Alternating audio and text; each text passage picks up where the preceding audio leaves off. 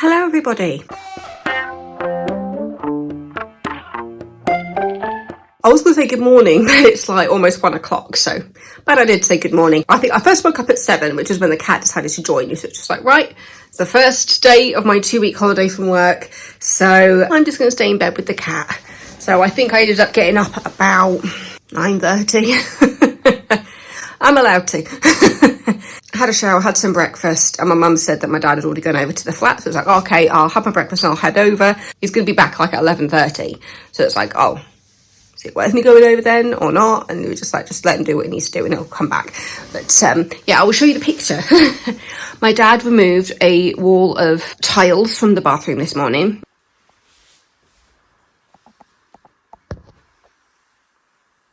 As I said before, I have now completely locked down my bathroom design. I say locked down. Then you never know, there might be some changes as the bathroom is actually put in.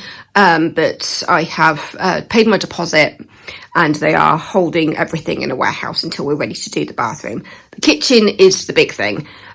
So as I said last time, after applying to move the boiler, my management company have said that obviously my boiler needs to be replaced, given full approval for that, but they needed evidence that I don't need planning permission. And the only way to get that through my local authority is to actually apply for planning permission. So, because it's a flat, it doesn't go under the same rules as a house. So when we looked at it, first it said it was going to be like 500 quid to apply for planning permission. And then when we actually spoke to somebody about it, they said, oh, it might actually be more about 350. But that is still a lot of money when it doesn't guarantee that I will actually get permission to put the flue through that wall. So after a very emotional day of trying to figure stuff out, a little bit of a cry because I was just so stressed out about it, I sat down with my mum and dad and we really talked it through, and I realised that I can probably still get quite a nice kitchen design without actually moving the boiler from the cupboard. So at the moment, it is a very old boiler with extra bits added to where it's failed, and the boiler has not been on in like 2 years because obviously it was empty, and then we haven't turned it on because it needs replacing. So yeah, we've let our friend Chris, who is a plumber, know what the plan is. So he's going to let us know his availability, and from the sound of things, I think he's going to order the boiler for us. But yeah, so he's going to sort it out depending on his availability to fit the boiler. Now, for the gas, that one is not on an E-meter.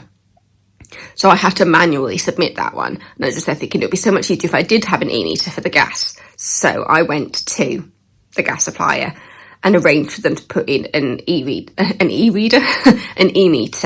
but then realised that they will have to see the boiler.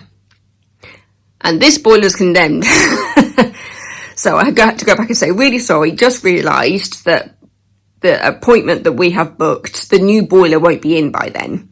So they were like, no, that's absolutely fine. We'll cancel the appointment for now. And then once you've got the new boiler in, then we'll send somebody out to fit the new E-meter. So that's all fine.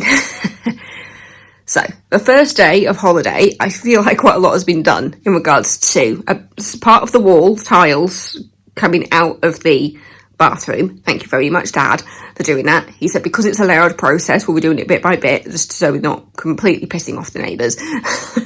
But I know my next door neighbour is, when I introduced him, said, just so you know, we will be doing work. It has been empty for a while. She was like, no, I completely understand. You know, it's all fine. But I have not met the neighbours on the other side of my wall, because I've got somebody one side of me, which is the mirror image of me. I say it's the left or the right. Basically, I'm in the middle of 2 other flats. So I need to meet people on the other side who I believe are also getting their bathroom done. Because it sounded like it was coming through that wall. But yeah, so at some point I do need to pop a little note through that flat just to let them know what's going on. Because it's at the point where we can actually start doing things. Because we went into a kitchen supplier last week, did me and my mum, and I found kind of the cabinets and things. I've got an idea of what I want, and that image has changed slightly with not moving the boiler, but I still think I can get quite a nice kitchen out of it. Yeah, so I contacted them this morning and said, right, I think we're ready to go for the kitchen design now. We know what's happening with the boiler. And so they're sending somebody out on Thursday to measure up the kitchen and start doing that. So that is very, very exciting. So I can finally start properly doing things. Bathroom, it's been designed. I paid my deposit. They're getting together all the materials. I have also asked them if they have enough tiles to cover the kitchen floor. So I sent out an email this morning to Rob, who helped me to design the bathroom. He did say, because I went for a tile that was in the clearance section, so we just need to double check there is enough to cover the kitchen. I want to say that the number he did say implied there was enough. And we think that the grey tile that I've chosen to go in the bathroom will actually look really nice with the colour that I've chosen for the kitchen. They're basically two different shades of green. We're going to have a darker green as a staple piece in the bathroom. I keep saying we. It's just me, but my mum and dad are helping me to figure it all out, because obviously this is my first time doing this. They've never experienced this kind of thing with a flat really before, but they are helping a lot. I'm very, very thankful to them. I've also got my sister and my brother-in-law who have been helping and giving out ideas in regards to like how to do the kitchen. Lots of people recommending, well, to be fair, it's the same company that did my sister and my brother-in-law's kitchen, and then they also did my sister-in-law's kitchens as well, and then I think also my brother-in-law's mum's kitchen. So yeah, I've gotten a recommendation as to who to go to. So yeah, we're sorting all that out. But yeah, it's just exciting to finally get some things doing. Admittedly, I'm not sure if I've mentioned this on this vlog yet, but I have not been well over the past couple of weeks.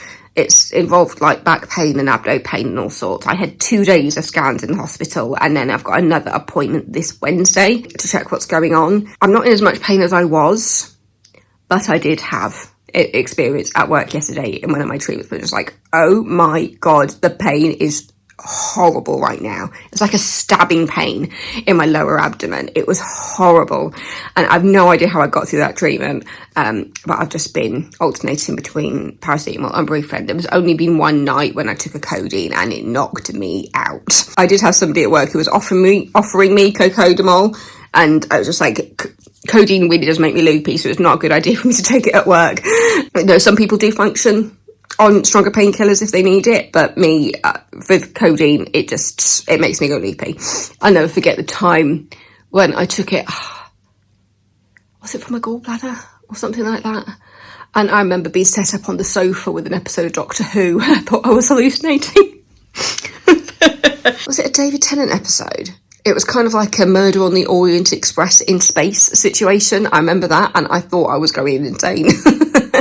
But yeah, I definitely remember that. Just thought, yeah, I can't have something like that happening while I'm working. So I just stuck to the paracetamol and the Brufen. But yeah, so hopefully my appointment on Wednesday might give me some insight as to what's going on. We have an idea, but we just need confirmation. But there's a couple of theories being popped out there as to what's going on with me. And to be honest, both of them would provide an explanation for stuff going back years. So yeah, definitely not as in much pain as I was. Did have a moment of like, oh my God, I am in so much pain when I was at work yesterday, but now I've got 2 weeks off to really just let my body recover. While I was waiting for the kitchen place to come back this morning, I actually finished a book by Catherine Ryan Howard called, was it 56 Days? It's a book about a couple during COVID. Oh, it was just so good. So I'm about to film that video now and then catch up on a couple of my favourite YouTubers. YouTubers? Did I just say YouTubers with a P? It's like a B for Britain, not P for Poland. I'm catching up on some of my favourite YouTubers. I might do an episode or two of Private Practice, because I'm binging Private Practice because I never really watched it first time round. So I'm on season 2 of that. And then get a bit of editing done. Great first day of holiday. But the main reason I'm off is because it's my birthday in a week, and it's my niece's birthday, and it's my dad's birthday. So we've got a nice long weekend of celebrations happening. Nothing too fancy, but it'll be nice and fun. And I think my dad's birthday presents are arriving today. My niece's present is in my wardrobe at the moment. But yeah, I feel like I'm waffling on and I've got stuff to do. So yeah, that is just catching you up. So yeah, Hospital appointment on Wednesday to figure out what the hell's been going on with me lately. Bathroom, deposit paid and is being installed. Waiting to hear back to find out if there's enough tiles to cover the kitchen floor. And then I'm getting the kitchen designed on Thursday. So, yeah. We're getting to places, people. We're getting places. See you in a bit.